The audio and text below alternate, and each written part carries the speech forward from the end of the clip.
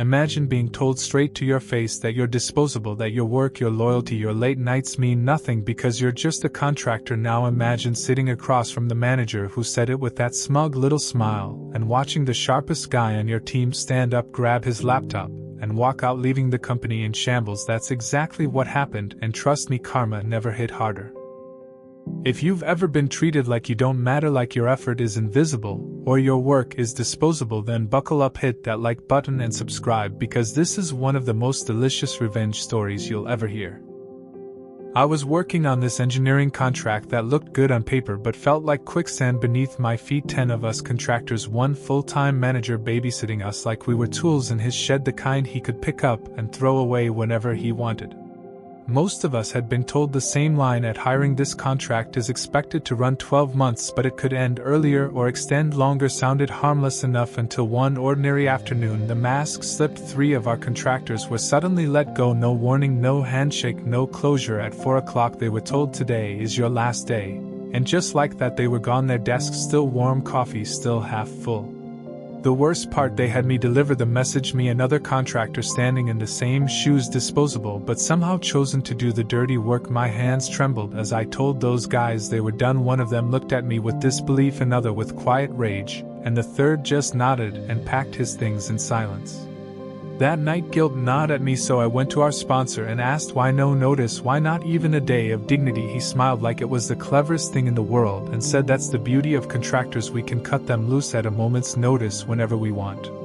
His words were gasoline poured straight onto the fire in my chest. I could barely breathe hearing it, because in that smug sentence he had erased all of us. He basically told me and the sharpest guy on my team that one day we'd be tossed into the gutter without a second thought.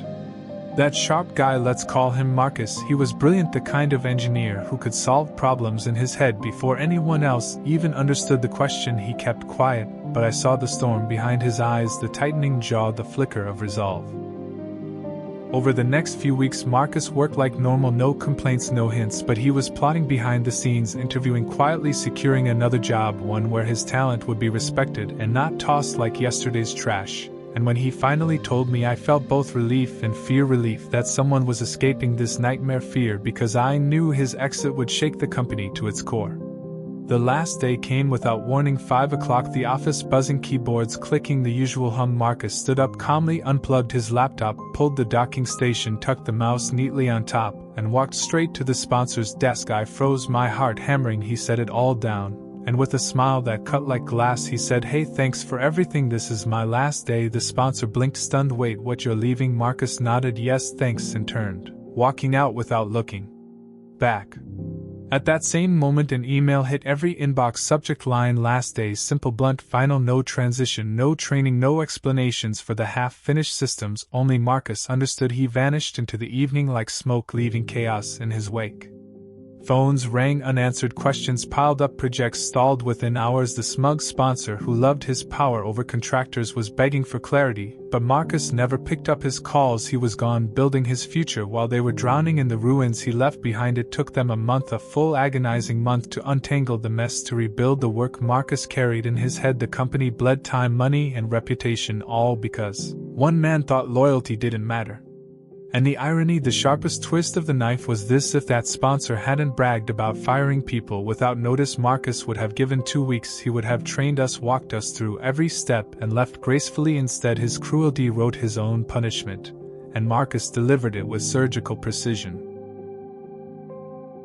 The sponsor's smugness shattered into panic. His words came back to haunt him. Every time he looked at the broken project, he had to explain to executives why their deadlines crumbled, why their star contractor disappeared without warning, and every time someone mentioned Marcus's name, you could see his jaw clench, knowing this disaster was his own fault.